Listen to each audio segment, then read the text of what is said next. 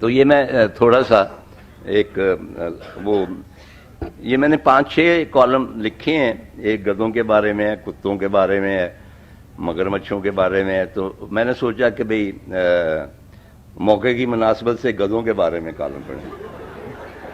آپ کی ذرہ نوازی پر ہم سب بہت خوش ہیں، بلکہ گدھا نوازی پر. تو بارے گدھوں کے کچھ بیان ہو جائے کہ گدھا سب جانوروں سے کام کا اور فعال جانور ہے. شاید میں پہلا خود ساختہ دانشور ہوں جس نے یہ حقیقت دریافت کی ہے کہ بیشتر امریکی گدھے ہیں، بلکہ بصد ادب عرض کرتا ہوں کہ فی زمانہ صدر اوباما سب سے بڑے گدھے ہیں، کہ ڈیموکریٹ پارٹی کا امتیازی نشان گدھا ہے. اور پچھلے 2 الیکشنوں میں امریکی عوام نے ڈیموکریٹس کو ہی ووٹ دیا ہے، یعنی گدھے کو پسند کیا ہے. اوباما ظاہر ہے اس پارٹی کے سربراہ ہونے کے ناطے بجا طور پر سب سے بڑے گدھے کہلائے جانے کے حقدار. ادھر ہماری حکمران پارٹی کا نشان شیر ہے، یعنی شیروں کی حکومت ہے. لیکن یہ عجیب سے شیر ہیں کہ اپنے ملک کے معاملات چلانے کے لیے گدھوں سے نہ صرف مشورہ لیتے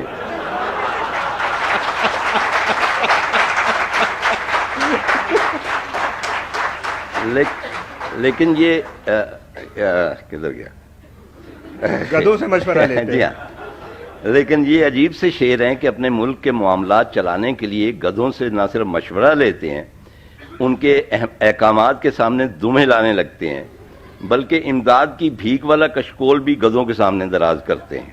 اور گدھے مہربانی کرتے ہیں اور شیروں کے کشکول میں کچھ ڈالر ڈال دیتے ہیں، جس سے گلشن کا کاروبار چلتا رہتا ہے. یاد رہے کہ یہ گلشن فیض صاحب والا یا والی نہیں ہے. شنوید ہے کہ ایک عمر رسیدہ طوائف گلشن نام کی تھی جس کے پاس نہ کوئی آتا تھا اور نہ کوئی جاتا تھا، اور اگر کوئی بھولا بٹکا آتا تھا تو دوبارہ نہ آتا تھا. تو وہ اس نے بیکاری سے تنگ آ کر اپنے کوٹھے کے باہر ایک تختی آویزاں کر دی جس پر لکھا تھا چلے بھی آؤ کہ گلشن کا کاروبار چلے. چنانچہ کاروبار چل نکلا. ویسے آپ نے بھی غور کیا ہوگا کہ حکمران پارٹی کا نشان ایک چیتا ہے، شیر نہیں.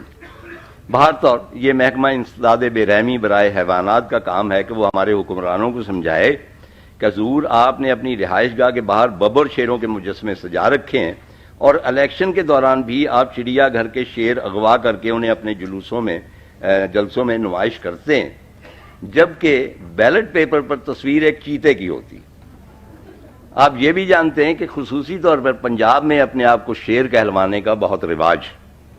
تو ایک انتخابی جلسے میں جب شیر پنجاب کے فلک شگاف نعرے لگ رہے تھے تو ایک مونک فلسفی، آپ کی طرف اشارہ نہیں ہے، تو ایک مونک فلسفی نے کھڑے ہو کر نہایت متانت سے ان شیر صاحب سے سوال کیا تھا کہ حضور یہ تو فرمائیے کہ کیا شیر صاحب بنفس نفیس آپ کے ہاں تشریف لایا کرتے تھے یا والدہ محترمہ خصوصی طور پر جنگل میں جایا کرتی؟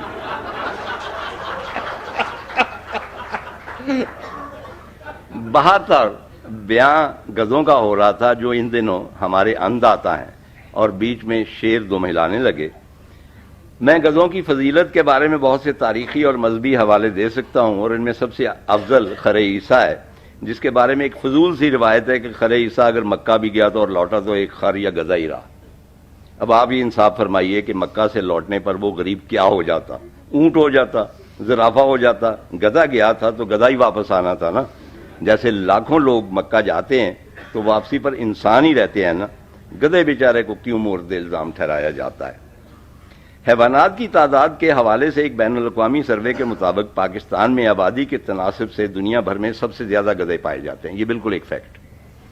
اور سب کے سب گدھے نہیں ہوتے، ان میں یقیناً گدھیاں بھی شامل ہیں، ورنہ اتنے گدھے کہاں سے آ جاتے. دیگر پاکستانیوں کی مانند گدھے بھی خاندانی منصوبہ بندی پر یقین نہیں رکھتے. ان میں ان کی کچھ بدنی مجبوریوں کا بھی عمل اور بہت سارا دخل ہے. خر عیسیٰ کے علاوہ تاریخ عالم میں سب سے مشہور ملا نصر الدین کا گدھا ہے. حکایت ہے کہ ایک پڑوسی ملا سے اس کا گدھا مانگنے کے لیے آیا تو ملا نے کہا کہ افسوس، اسے تو میرا ایک دوست ابھی ابھی مانگ کر لے گیا ہے. اس دوران گھر کے اندر بندے گدھے نے ڈھینچوں کا آلاپ شروع کر دیا تو پڑوسی نے کہا ملا جھوٹ بولتے ہوئے تمہیں شرم نہیں آتی؟ گدھا بول رہا ہے اور تم کہتے ہو کہ اسے تمہارا کوئی دوست لے گیا. تو ملا نصر الدین نے نہایت سنجیدگی سے کہا शर्म तो तुम्हें आनी चाहिए, मेरी जुबान का एतबार नहीं करते, गधे की जुबान का एतबार कर लिए। सिर्फ हम पाकिस्तानी हैं जो अमरीकी गधे की जुबान का ही एतबार करते हैं और पिछले 66 बरस से करते चले आ रहे हैं। अगर निसफ शब के करीब वो फोन करके कहता है कि तुम हमारे साथ हो या नहीं, हाँ या ना में जवाब दो, तो हमारे कमांडो जनरल खड़े होकर सैल्यूट करके कहते हैं कबूल है, कबूल है, कबूल है, और हम अफगानिस्तान से ब्याहे जाते हैं। वैसे हमने अपने गधों की कभी कदर नहीं की, उन्हें उनके हकूक नहीं दिए। ये एक मेरा ख्याल में सेंसर कर देता हमने बाहर में सेंसर नहीं किया तो अब यहाँ क्या सेंसर करना, यहाँ सब लोग आकिल व बालिग हैं। अच्छा, वैसे हमने अपने गधों को कभी कदर नहीं की, उन्हें उनके हकूक नहीं दिए। ये अलग बात कि वो हमसे पूछे बगैर अक्सर औकात दिन दिहाड़े बरसरे आम अपने हकूक और अदा करते पाए जाते हैं और उन पर कोई हद नाफिज नहीं होती, कदर नहीं लगती, और बाइफ़त बीबियां सिर्फ एक नासूदा नजर डालकर और बहुत देर तक डालकर घर चली जाती हैं और उसके बाद अपने शौहरों की जिंदगी अजीरन कर देती। हमने अपने गधों की कदर इसलिए भी नहीं की कि हम अक्सर नहायत लाड से अपने बेटों को खोतेजा पुत्र कहते हैं, ये सोचे बगैर कि अगर वो पुत्र हैं तो आपके हैं। चुनांचे मैंने कभी भी अपने बेटों के साथ इस नौइयत का लाड नहीं किया। अलबत्ता पिछले दिनों जब मेरा पोता याशार मुंह बसोर रहा था और दुनिया का सबसे प्यारा बच्चा लग रहा था, तो मैंने कहा ओए खोते, तो वो एक अंग्रेजी मीडियम, पंजाबी तो क्या उर्दू भी ना जाने, कहने लगा दादा ये खोता क्या होता है। तो मैंने कहा बेटे खोता का मतलब होता है डंकी। तो बेहद खुश हुआ कि दादा आई लव डंकीज, क्या बाबा भी एक डंकी हैं। तब मैंने उसे डांट दिया कि खबरदार जो मेरे बेटे को डंकी कहा तो, क्योंकि बाज़ मुझे भी डंकी हो जाना था।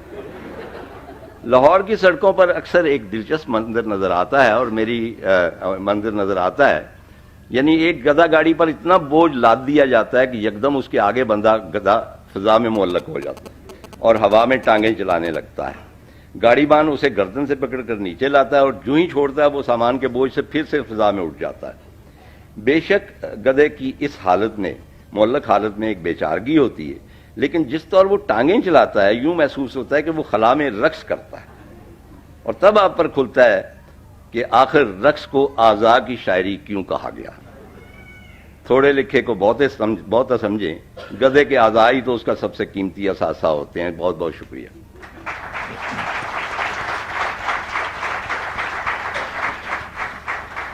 ये तो तारड़ साहब इतना दिलचस्प मजमून था कि मेरा जी चाह रहा है कि हम सब मिल के ढेंचू करने लगे और उसके बाद भागते हुए चले जाएं मट्टी में लौटने के लिए।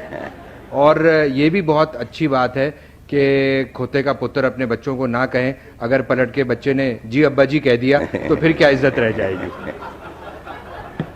तो ये खोते से इतनी दिलचस्पी और जानवरों से इतनी दिलचस्पी कॉलम के लिए